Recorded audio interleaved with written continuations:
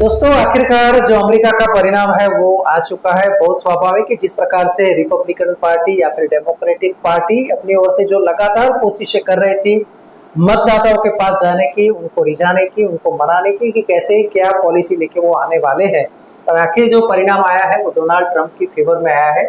तो क्या इसके कारण हो सकते हैं, और अब भारत और अमेरिका के बीच संबंध में किस प्रकार का आगे का समय रहेगा, उसी के बारे में आज हम चर्चा करते हैं। चर्चा में हमारे साथ रिवॉय में जुड़े हैं अंतर्राष्ट्रीय मामलों के जाने माने जानकार श्री वीरेंद्र पंडित जी। वीरेंद्र जी, बहुत बहुत स्वागत है। सर, आखिरी जिस प्रकार से, क्योंकि जब अमेरिका की बात आती है तो लीडर ऑफ द वर्ल्ड कहते हैं, द ग्रेट अमेरिका कहते हैं, और वहां पे अब ये परिणाम आ चुके हैं। डोनाल्ड ट्रंप की सीधी जीत सामने आई है, और कुल मिलाकर जैसे 270 की जो रिक्वायरमेंट थी उसके सामने 277। क्या कहेंगे सर? आपने जो कहा कि अमेरिका ग्रेट कंट्री जैसे लोग आगे लोग मानते हैं, वहीं से हम शुरू करते हैं कि डोनाल्ड ट्रंप का जो नारा था वो मेक अमेरिका ग्रेट अगेन, बिल्कुल, अमेरिका को फिर से ग्रेट अगेन, मतलब फिर से महान बनाया जाए। अब वो कितना नारा था, कितना वास्तविकता, ये आने वाले दिनों में पता लगेगा। लेकिन ये बात तय है कि अमेरिका में ऐसा पहली बार हुआ है कि एक राष्ट्रपति जो अपने 4 साल पूरे करके लगभग रिटायर हो गया था, जिस पर इतने सारे केसेस चल रहे थे जी, वो दोबारा 4 साल बाद चुन के आ गया फिर से राष्ट्रपति। ये एक अनोखी चीज है अमेरिका के इतिहास में। ऐसा पहले, जहाँ तक मेरी जानकारी, ऐसा कभी हुआ नहीं।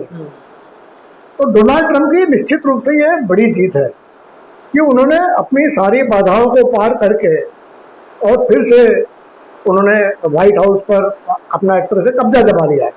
अभी तक जो परिणाम बाकी बचे हैं वो क्या होगा वो अलग बात है, लेकिन फॉक्स न्यूज ने बता दिया है कि वो जीत चुके हैं। प्रधानमंत्री मोदी ने भी डोनाल्ड ट्रंप को बधाई दे दी है, ट्वीट कर दिया है। नेतन्याहू ने भी बधाई दे दी है, और भी दुनिया भर के जो लीडर्स हैं बधाई दे रहे हैं।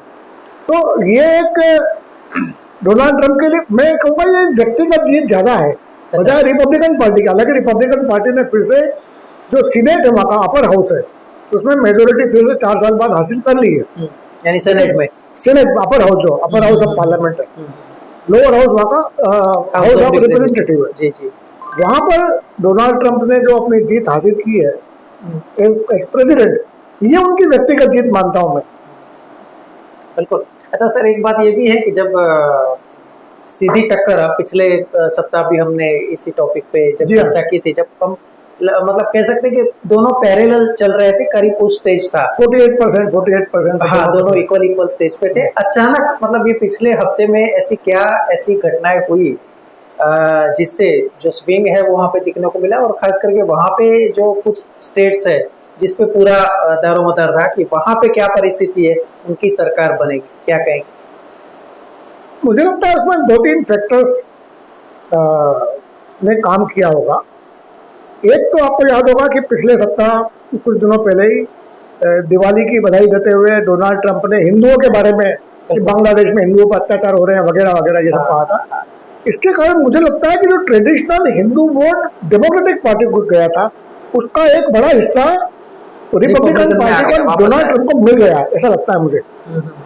दूसरा, जो अरब अमेरिकन से जो इनसे बहुत नाराज थे, गाजा में जो वार हो रहा है उस पर, उन लोगों को भी डोनाल्ड ट्रंप ने प्रभावित किया है।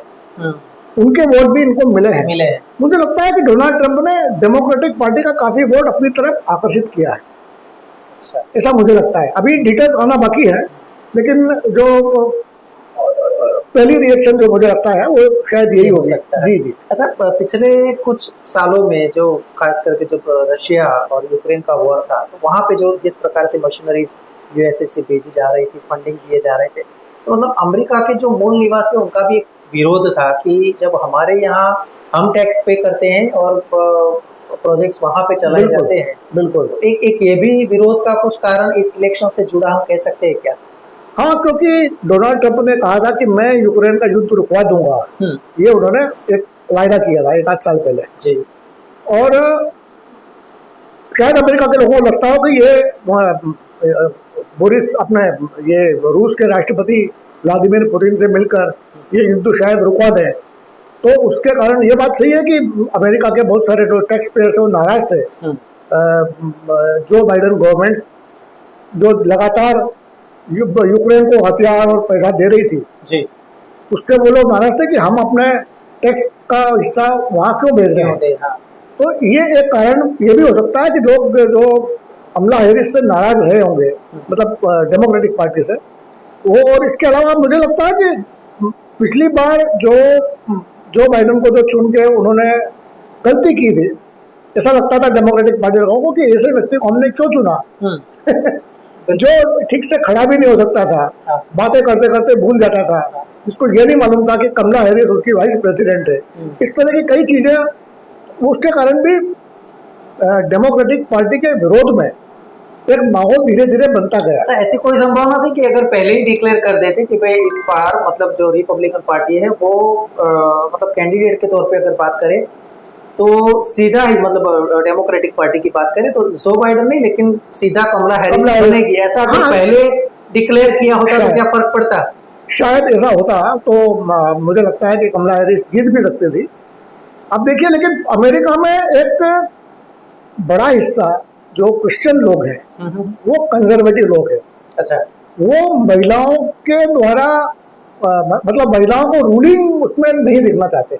आपको याद होगा पिछली बार मतलब 10 साल पहले जब बिल क्लिंटन की वाइफ हिलरी क्लिंटन जी, वो भी उम्मीदवार बनना चाहती थी डेमोक्रेटिक पार्टी, लेकिन उनको नहीं बनाया गया, उनके बजाय बराक ओबामा को बनाया गया। बिल्कुल। तो अगर ऐसा होता पहले तो वो जीत सकती थी उस समय, क्योंकि डेमोक्रेटिक पार्टी के बराक ओबामा तो जीत ही गए थे। अच्छा, अगर उनको उम्मीदवार बनाया गया होता हिलरी क्लिंटन को, वो भी जीत सकते थे और वो पहली महिला राष्ट्रपति होती। लेकिन वहां के लोगों ने डेमोक्रेटिक पार्टी में भी काफी कंजर्वेटिव लोग हैं, मतलब कह सकते हैं कि आज तक के इतिहास में कभी अमेरिका ने महिला प्रेसिडेंट नहीं देखा। बिल्कुल बिल्कुल नहीं देखा। इसके विपरीत आप देखिए, जब जिसको हम सो कॉल्ड थर्ड वर्ल्ड कहते हैं, भारत है, बांग्लादेश है, पाकिस्तान है और भी ऐसे कई देश है, इजराइल है, बिल्कुल इजराइल है, श्रीलंका है, उनमें महिला प्रेसिडेंट या प्रधानमंत्री हो चुके हैं। बिल्कुल सही बात है, कई साल तक रह चुकी है। अफ्रीकन कंट्रीज में भी है। तो उस दृष्टि से अगर देखा जाए तो अमेरिका सोशली मैं मानता हूँ कि काफी पिछड़ा हुआ देश है। सोशली पिछड़ा हुआ है या फिर कह सकते हैं कि मतलब हाथी के दांत जैसा दिखाने के और खाने के और ऐसा है, एक संभावना। जी। अच्छा, एक और ये भी जो न्यूज आ रहे हैं, जैसे हम देख रहे हैं कि अमेरिका में भारतवंशी रच रहे इतिहास सुहास सुब्रमण्यम से जीते, तो मतलब क्या कह सकते हैं कि वहाँ की जो इंडियन पॉपुलेशन का उनको वोट मिला है सब? बिल्कुल बिल्कुल से देखते हैं काफी लोग। आप देखिए कि जो बाइडेन के एडमिनिस्ट्रेशन में लगभग 300 इंडियन अमेरिकन अलग अलग पोजीशंस पर थे, व्हाइट हाउस में, डिपार्टमेंट ऑफ स्टेट में, डिपार्टमेंट ऑफ डिफेंस में, डिपार्टमेंट ऑफ हेल्थ में, ऐसे कई डिपार्टमेंट है जिसमें भारत के लोग, भारत से गए हुए लोग तो काफी सीनियर पोजीशन में बैठे थे। अभी ये देखना बाकी है कि रिपब्लिकन पार्टी में कितने लोग जीत के आए हैं इंडियन अमेरिकन, वो किस पोजीशन में बैठते हैं और उनसे भारत को क्या फायदा हो सकता है।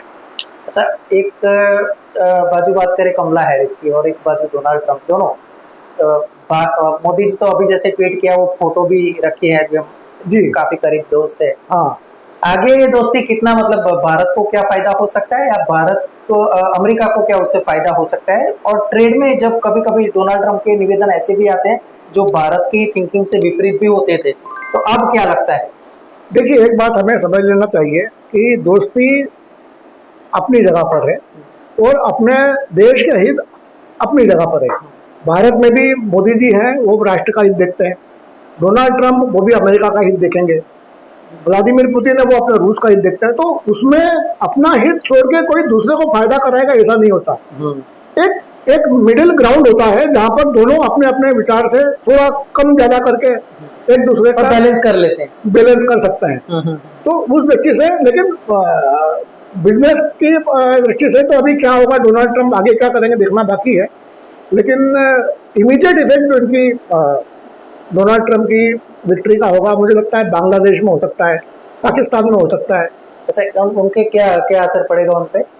देखिए, ये बांग्लादेश में जो मोहम्मद यूनुस अभी चीफ एडवाइजर बने हुए हैं, ये डेमोक्रेटिक पार्टी के सपोर्टर है। अच्छा। हाँ, और अभी तक आप देखिए कि पिछले हफ्ते ही जो डोनाल्ड ट्रंप ने हिंदुओं के साथ बांग्लादेश में जो अत्याचार होने की बात कही थी, हाँ बिल्कुल, उसका तुरंत प्रभाव बांग्लादेश में हो सकता है। अच्छा, वहां पर हिंदुओं पर हमले बंद हो सकते हैं, वरना अमेरिका मतलब अब कंट्रोल कर सकता है। अमेरिका कंट्रोल कर सकता है। अच्छा, अभी लेकिन अगर ये सोच लें हम लोग कि जो एक द्वीप के अमेरिका का कब्जा करने की बात थी, हाँ, बांग्लादेश का, उस पर अमेरिका पीछे हट जाएगा, मुझे नहीं लगता ऐसा।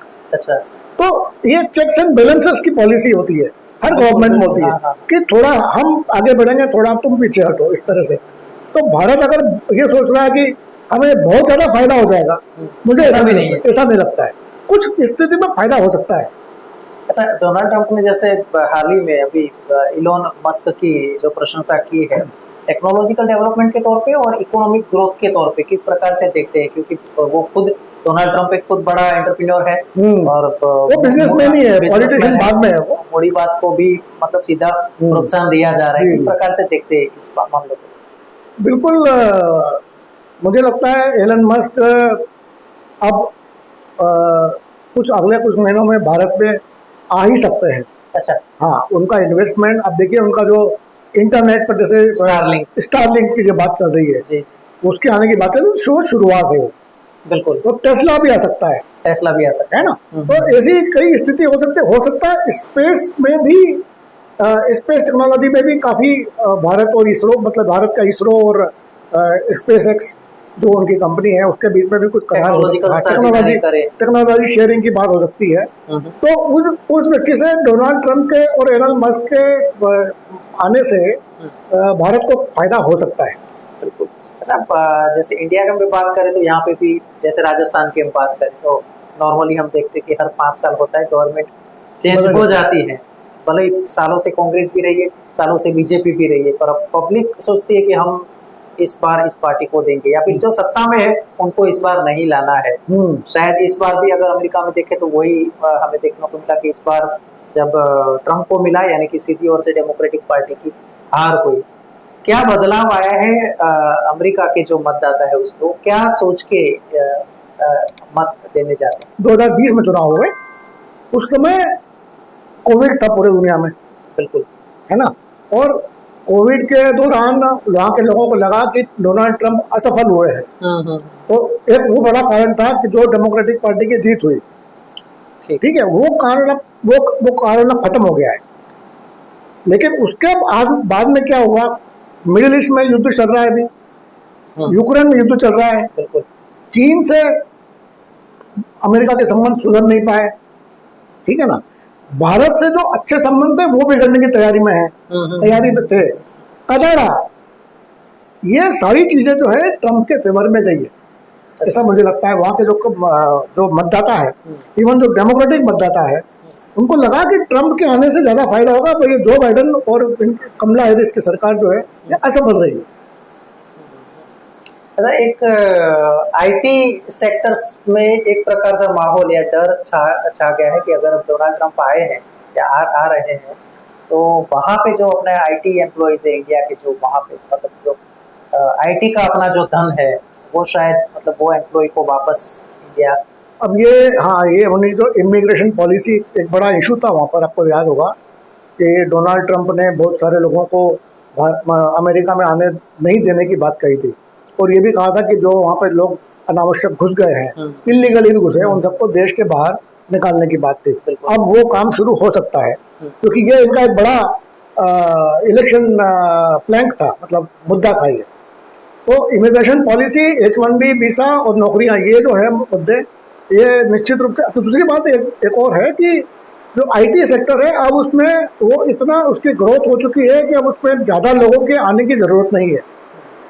बहुत सारी चीज़ें मशीनें अपने आप करने लगी है, एआई का फॉर एग्जाम्पल। बिल्कुल। अब बहुत सारी चीजें हैं, जैसे एक बुक की एडिटिंग, पहले एडिटर के अलग अलग डिपार्टमेंट होते थे, अब उसकी जरूरत ही नहीं है। बिल्कुल। अब एआई एडिटर बुक, मैं आपको बता रहा हूँ, एक एग्जांपल दे रहा हूँ जी जी जी। अकाउंट्स के मामले में जैसे। तो ऐसी बहुत सारी गतिविधियां हैं जो एआई के आने से बहुत सारे आईटी सेक्टर के जो नौकरियां हैं वो जा सकती है। इसलिए अमेरिका में जो इतने सारे लोग भारत के जाते थे आईटी सेक्टर में, अब उनकी उसमें कितना कमी होगी अब ये कहना अभी मुश्किल है, क्योंकि अभी तो कुछ महीने लगेंगे इस बात में, समय लगेगा। भारत की अगर बात करें तो हम देखते हैं कि भाई अपना देश है जो मतलब स्वावलंबी बने, या फिर इंडिया की प्रोडक्ट इंडिया के लोग ज्यादा खरीदे, उस पर सरकार ने भार दिया था भारत की। जब हम बात करें तो उसे हम आत्मनिर्भर भारत के, तो अमेरिका में भी एक समय था ये स्लोगन बहुत बड़ा चला था, बाय अमेरिकन एंड हायर। हाँ, हायर अमेरिकन। क्या असर पड़ सकता है? बिल्कुल असर पड़ेगा। और भारत के साथ में एक बड़ा प्लस पॉइंट ये है कि हमारी पॉपुलेशन इतनी ज्यादा है, नंबर 1। दूसरा, हमारी इकोनॉमी बहुत ग्रोथ कर रही है, तो इसलिए भारत में जो भी टैलेंट होगा वो भारत में ही कंजम्पशन हो सकता है। भारत के प्रोडक्ट मेक इन इंडिया हम जो बात कर रहे हैं, वो उससे ज्यादा स्ट्रेस अब ये होगा, मुझे लगता है भारत में भी, कि कंज्यूम इन इंडिया। आप जो भी प्रोडक्ट बनाते हैं वो भारत में ही कंज्यूम करना, make in India, consume in India, ये भारत में भी हो सकता है। क्योंकि हम जैसे सोचते हैं ना, वैसे दूसरे देश भी सोचते हैं, वो भी अपने प्रोडक्ट को प्रमोट करना चाहते हैं। अब डोनाल्ड ट्रंप भी कहेंगे कि हम अपने यहाँ पे टैरिफ लगाएंगे, गुड्स इंपोर्ट नहीं करने देंगे, वो चीज भारत में भी लागू हो सकती है, वो चाइना पे भी होगी। तो हर देश को आत्मनिर्भर होना ही पड़ेगा। संरक्षण नीति की अगर बात करें, क्या बदलाव हो सकते हैं? क्योंकि जब भारत की बात करें तो we are like neutral. America से भी हमारे अच्छे संबंध है, रशिया के साथ भी अच्छे संबंध है।